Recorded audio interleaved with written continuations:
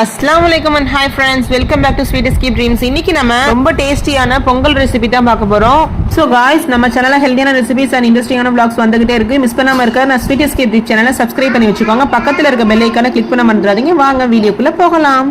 ஒரு ஆளுக்கு நம்ம பச்சரிசி எடுத்துறோம். பச்சரிசி அப்படிங்கும்போது நம்ம பிரியாணிக்கு செய்யற பச்சரிசி எடுத்துக்கலாம். இல்லனா நம்ம ரேஷன் கடையில கொடுப்பாங்களா அது கூட நம்ம எடுத்துக்கலாம். ஒரு ஆளுக்கு அரிசிக்கு அரை ஆளுக்கு பாசிப்பருப்பு நம்ம சேர்த்துருக்கோம்.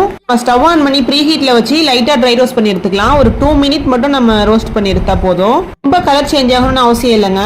ஸோ நம்ம எடுத்து வச்சிருந்த பச்சரிசி இருக்கு பாருங்க. ஸோ அதில் நம்ம சேர்த்துக்கலாம். சேர்த்துட்டு அப்படியே ஃபுல்லா இந்த மாதிரி கலந்து எடுத்துக்கோங்க. இது கொஞ்சம் ஆறட்டும். கொஞ்சம் ஆறின பிறகு நல்லா வாஷ் பண்ணிட்டு இன்னைக்கு ஒரு அளவுக்கு எடுத்திருக்கோம். ஸோ தண்ணி பார்த்தீங்கன்னா நம்ம ஒரு 6.5 கப் ஆட் பண்ணிக்கலாம். உங்களுக்கு பொங்கல் கொஞ்சம் குறைவா தான் செய்யணும். ஸோ அதனால நம்ம ஒரு 6.5 கப் இல்லை 7 கப் கூட தாராளமா ஆட் பண்ணி செய்யலாங்க. பண்ணிட்டு நம்ம தண்ணி ஆட் பண்ணிட்டு ஸ்டவ் ஆன் பண்ணிக்கலாம்.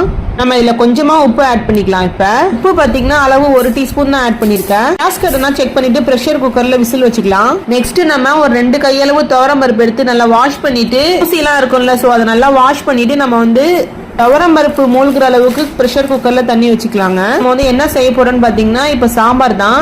ரொம்ப ஈஸியாவே செஞ்சிடலாங்க. அதிகமா டைம் இருக்காது. செக் பண்ணிட்டு நம்ம விசில் வச்சுக்கலாம். துவரம் பருப்பு ஒரு விசில் வச்சு லோ ஃப்ளேம்ல வச்சிருங்க 5 நிமிஷம். அப்ப ஸ்டவ் ஆஃப் பண்ணிடுங்க.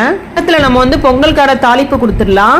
இதுல நம்ம ஒரு ஸ்டவ் ஆன் பண்ணி ஒரு சாஸ்பேன் வச்சிருக்கோம். 2 குழிக்கரண்டி சன்ஃபிளவர் ஆயில் ஆட் பண்ணிக்கலாம். நைஸா துருவி இருக்க இஞ்சி 1 டீஸ்பூன் போல நம்ம ஆட் பண்ணிருக்கோம். லைட்டா வறுத்துட்டு 1 டீஸ்பூன் ஜீரகம் 1 டீஸ்பூன் மிளகு ஆட் பண்ணிருக்கோம். ஒரு 10 முந்திரி ஆட் பண்ணிருக்கோம். இதையே நம்ம நல்லா ரோஸ்ட் பண்ணிக்கலாம். நம்ம ஃப்ரை பண்ணி எடுத்துக்கலாம். இதுல நம்ம கீ ஆட் பண்ணிருக்கோம்.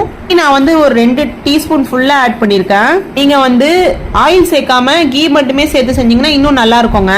வெண்பொங்கல் ரெசிபி செய்யும் போது கீயோட குவான்டிட்டி கொஞ்சம் அதிகமா சேர்த்தோம்னா டேஸ்ட் என்ஹான்ஸ் பண்ணி கொடுப்போங்க. பிரஷர் குக்கர்ல பிரஷர் ரிலீஸ் ஆனதுக்கு அப்புறம் நம்ம ஓபன் பண்ணி பாக்குறோம்.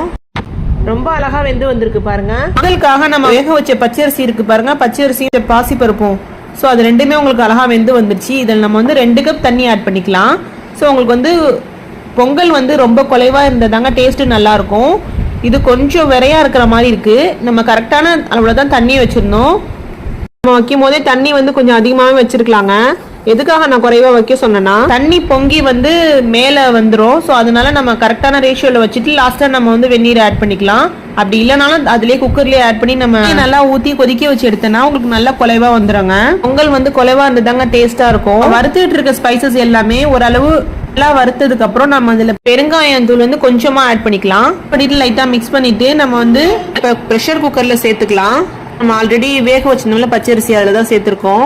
தண்ணி ஊத்தி நம்ம நல்லா